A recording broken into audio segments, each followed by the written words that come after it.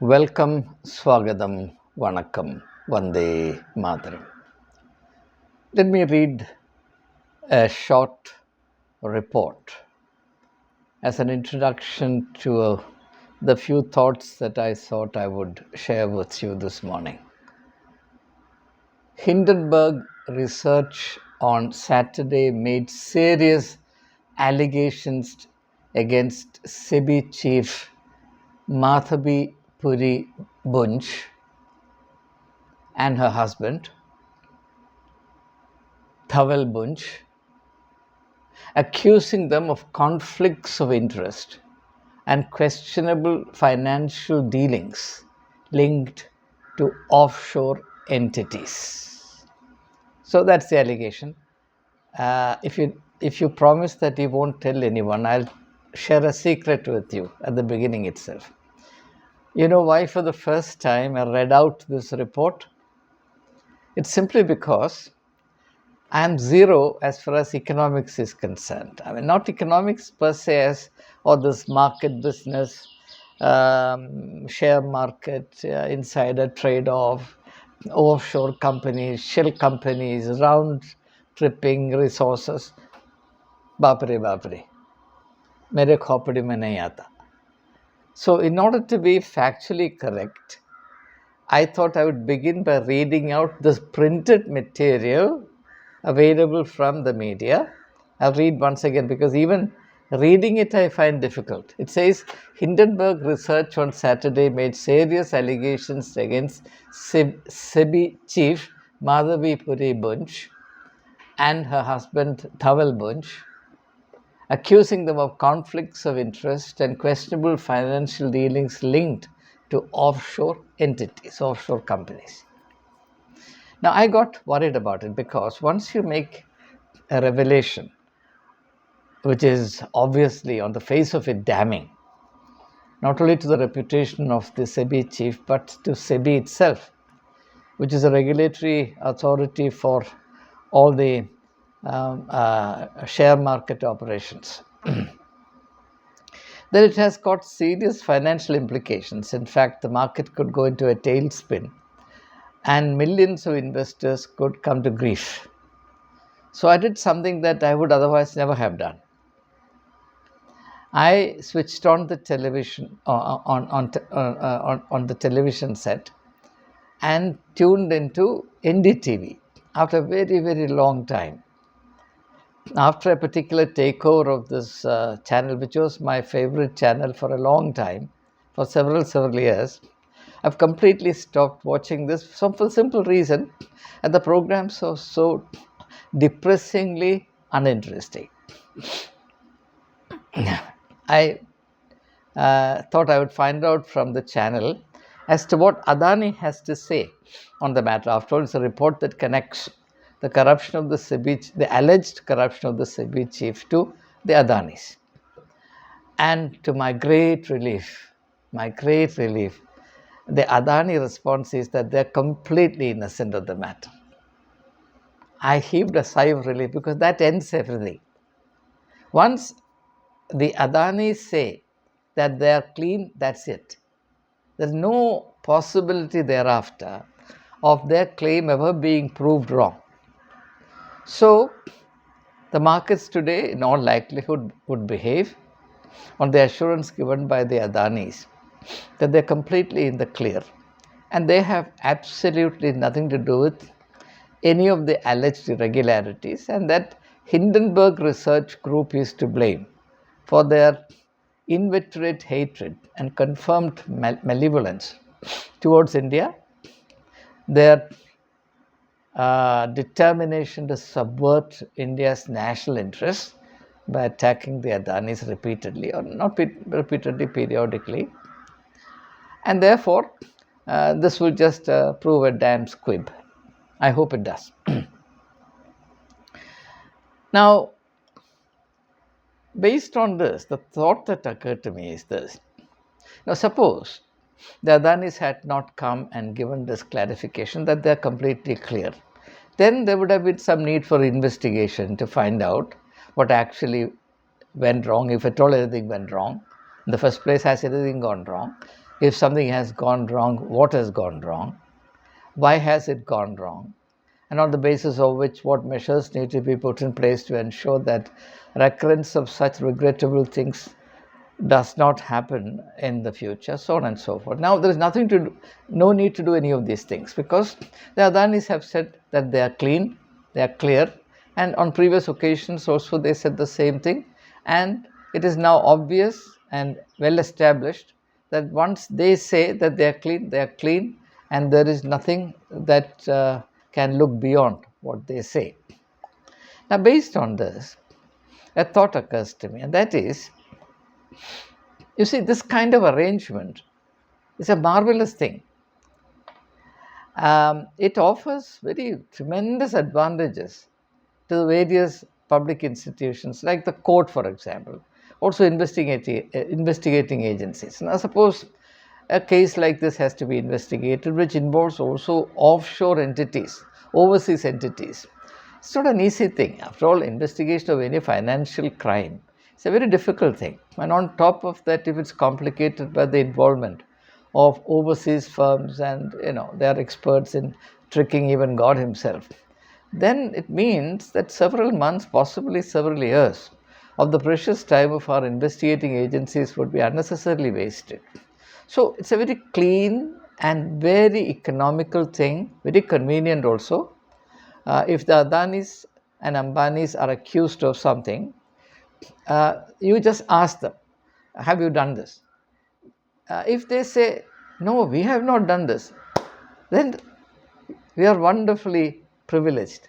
We are greatly helped. Then the file can be closed. On the other hand, suppose they say, yes, we have done it. Then, of course, we can proceed with the investigation. It makes sense. Otherwise, they say that they have not done it. Investigation begins. As in the case of the previous Hindenburg research allegation, some kind of investigation began. SEBI itself initiated the inquiry process, and it is stuck. And so much of time, so much of money is wasted, and we know that it is a bus ride to nowhere. Nothing will come of it. Now, it's much better, so much better, that avoid all that unnecessary, futile, totally useless exercise. And if an allegation is made against Adani, just ask any one of the Adanis, have you done it? If they say, no, we have not done it, just close the matter. Spare all this unnecessary and bound to be futile efforts, close the matter. So, based on this, I feel it's unfair to reserve this privilege only to the Adanis. It should be extended to at least 20-25 top industrialists who actually own the lion's share of India's wealth today, whose interest therefore today can be equated with national interests. Even when the courts look into anything, they give supreme importance to national interests. So you create a situation in which all the national interests are tied up inextricably with the interests of certain private firms, corporate sectors, so corporate captains or corporate giants. Then it's very easy. Investigating them is inimical to national interest. So it makes eminent sense that their word is treated as final. But the same facility, in my opinion, should be extended to about 20-25 of these leading corporate giants, so that if any allegation at any stage, allegation of any kind surfaces against them, all we have to do is a very simple procedure. Somebody who is authorized for it can call the person concerned. Have you done this? The person says no, close the file. Very convenient, and it saves a lot of our resources, a lot of our precious time, both of which are in short supply.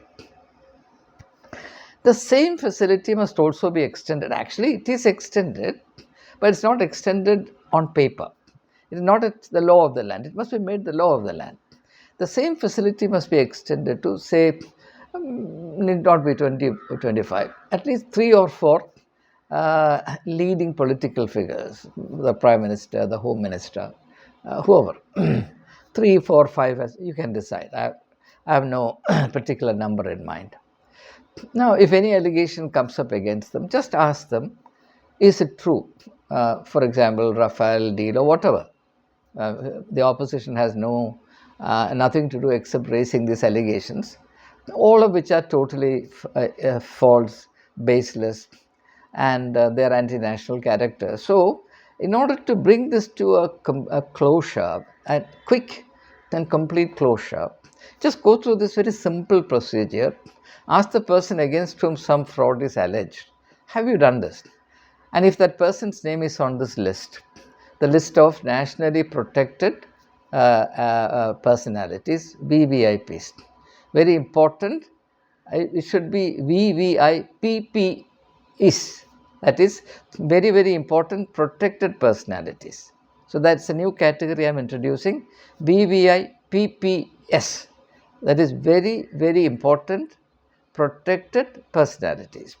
So consult that list, just as you have a list of unparliamentary words applicable to the business in the parliament, and the members of the parliament are required to be alert against using any one of those words. This list will continue to swell. Ultimately, a time will come when members of the parliament will have to communicate their ideas using the sign language, right? For example, a word like corruption cannot be used in the parliament. As though corruption doesn't exist in this country. Either corruption does not exist in this country, or it's unparliamentary to raise voice against corruption in the parliament. Whichever is the correct reading, you can take yourself. I have nothing to say on the matter. Actually, by now you'd have realized that I have nothing to say on any matter whatsoever. I simply reflect what other people say. So, when an allegation, obviously a baseless allegation, is preferred against any person whose name figures in this list of VVIPPs, then call the person concerned. Have you done it? The person says, no, I have nothing to do with it. Close the chapter. It's so clean, it's so convenient, so comfortable, and above all, it's profitable. It's profitable to the country. For example, how much money has been wasted, absolutely wasted, in trying to bring Vijay Mallya back to India? Perhaps at least 10% of the money with which he scooted from here has already been spent in our futile effort to bring him back. The best thing is actually to organize a very decent farewell to such characters and say, you have been very clever, you are smart. Now you can go and live in London. We give our good wishes, adieu, farewell, Godspeed, God be with you. You send them off in good taste. What's the point in chasing them, spending all this money ultimately to come a cropper, and the poor taxpayers' money is wasted? That's the only reason why I'm saying this. So, with this VVIPP list also should include the corporate giants who are likely to scoot from here, run away from here with thousands of crores and all that. And ask them also, are you innocent or guilty? They will say innocent. Let them go. Close the matter. Don't waste any further money on them. So this, now, why do I say this? I by now that I don't say anything without strong grounds for it. This already exists. This arrangement already exists, except that it's not being talked about. For example,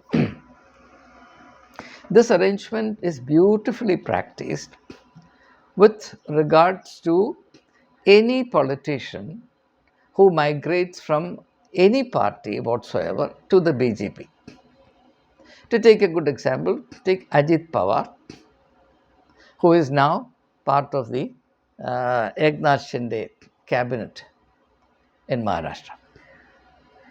The Prime Minister, the previous Chief Minister of Maharashtra, all of them alleged that Ajit Pawar was guilty of having embezzled public funds to the tune of 70,000 crores. And in fact, Fadnavis publicly said several times, and I happened to hear one of those speeches, that Ajit Pawar will have to do Chakki-piece business in the prison. Now, when Ajit Pawar wanted to join, break away from NCP, join the BJP, not as a member of the party, but as part of the coalition with a breakaway group, he was asked. Definitely he would have been asked the question, now have you done this? The people who in the previous instance, or the people who in the past accused him of embezzling 70,000 crores would have called Ajit Pawar aside and asked him, Ajit Bhaiya, तुमने चोरी किया क्या? Have you taken the 70,000 crores? He said, no, I didn't take 70,000 crores. Oh, thank you. And the file was closed. Likewise, in the case of every other person against whom serious allegations were pending, they were all asked this question one after the other. Did you do this? They said, no. How can you think of anything like that about me? The file was closed. The file was closed. The file was closed. The file was closed. So, files. Now, that's a very good thing, because suppose all these files had not been closed or deactivated. Closed may be inappropriate, or deactivated. We do not know for what period of time, and certainly for as long as they continue to be in the present convenient arrangement. If they show any sign of rebellion, it will be deactivated. So it's not closed. It is temporarily in a state of suspended animation. Now, all these cases were active and investigations had to happen. You can imagine the amount of time that the investigating agencies would have to waste on these cases. And ultimately, nothing would come of it, because such cases are very hard to prove. As you know, that of all the cases on which the ED had done eminent and distinguished expert work in the past, the conviction rate is just 5%, which means 95% of the people were either innocent and was politically harassed, or they were too smart for the ED and they could not do a good enough job to trap them and send them to where they belonged, or where they should have belonged, whatever it is. The conviction rate is only 5%, which is an established fact. So now, how does this help? This helps a great deal, because if, say, the officers of the ED are allowed to spare the time that they would otherwise have wasted on investigating these all other political leaders, about say 115, about of the 121 political leaders against whom ED has acted in the recent past, 115 are from the opposition parties. And many of them, of course, migrated to the place of their peace, and they have made the confession that they are completely innocent and they are now living in comfort. Now, because that time, the time that otherwise would have been wasted on investigating them, has been spared, the ED is now able to go after many others. Anybody, left, right, and center, they can, whoever they are asked to investigate, they can investigate, because they've got plenty of time. And what all they are planning to do next and next is, there is some speculation in the media world. Speculation is not my department, but they are doing an eminent job in terms of whatever tasks are assigned to them by whoever assigns them, whoever has the authority to assign them. But I wish the conviction rate could improve, so that the citizens of this country do not lose their faith utterly in the credibility of these investigating agencies. Anyway, the point I'm making is therefore very simple, that what now exists as an unwritten rule should be made a formal rule via legislation, saying that by an act of parliament, a law is passed by which a list of VVIPs, very, very important protected personalities, is created. And if any allegation of any kind, economic, political, moral, immoral, whatever, simple procedure, designate one person, and that person doesn't even need a clerk. A single person office, let the persons against whom allegations are raised from time to time be called to that office. That officer simply asks them a question: have you done this? The person says no, close the file, the matter ends. That law should come into existence, so that a lot of our time can be spared, our national resources can be protected, and more people can be targeted who need to be investigated, and therefore the moral health of the country can be better taken care of by avoiding unnecessary and doomed to fail investigations, which go on for a long time, then we hear nothing about it. And the money that's wasted, the time that is wasted in the meanwhile, goes, God alone knows where. All that is completely avoidable. I'm only thinking about this issue from the perspective of national interest. Why waste the poor taxpayers' money?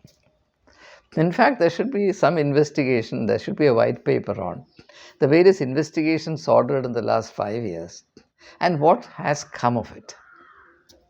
And you will find that what I'm saying is absolutely to the point.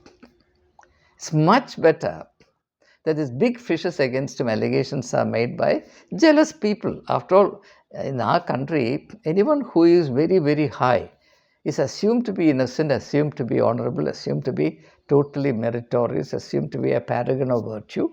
Against whom it is impolite, impertinent, in fact heretical to raise an allegation. And the persons who raise this allegation will end up in the docks. So avoid all that. Create a list so that citizens also know, or everybody knows, that there is no point in looking in this direction. Then they will do something else. Everybody, people on that side benefit, people on this side benefit, the country benefits, the taxpayers benefit, everybody benefits. Why shouldn't a system from which everybody is sure to benefit be put in place? That's the only thought I would share with you. Maybe we can start a discussion on this. Well, I have to say in conclusion that I share with you only what little thoughts come to my poor mind. I'm a very small thinker. I know nothing about the intricacies of how SEBI is run, how markets are played, how government is run. These are meant for far greater worthies than I am. I was only a very humble, simple teacher. So my knowledge is very limited, my concerns are very limited. But with the mind or through the eyes of a child, I look at the realities all around me, like Anderson's Tales, the emperor is naked. That logic. That's the only logic I use. The emperor is naked logic. So whenever I make a reference to any issue, political, religious, cultural, etc. By the way, I should not forget to say this. Among Christians, this arrangement already exists. There is a VVIPP list among Christians. That is, if a Christian bishop does anything, then the final result depends on what the bishop says. When, for example, to give you a specific example, when Franco Mullaikal, the bishop of the Syro-Malabar Church, was accused by a nun of rape, of having been raped by him 13 times. She went to various bishops for redressal. And one of them later on said in a speech, which was available on YouTube, that I called Franco Mullaikal and asked him, did you do this? He said, I can take a pledge on the Bible that I did not do it. So he said, I closed the chapter. It did not occur to the blessed bishop that if the accused bishop had any regard for the Bible, he would not have been in a plight where he was accused of rape. Anyway, it's very depressing to even talk about such things. But it's a fact that among Christians, this list exists. Christians also know. Therefore, very few Christians, they are wise. Very few Christians bother to raise an allegation against a bishop, an archbishop or whatever. And they know that from the church, they can get no relief, no justice against a bishop or archbishop. So therefore, they spare their time, they spare their breath to cool their porridge, as the old statement goes. And that's also the background from which I have evolved this idea of passing a legislation institutionalizing a list of VVIPPs so that the procedure can be simplified in relation to any allegation that is likely to come up from time to time. So, thank you for your kind attention. All the very best. Jai Hind.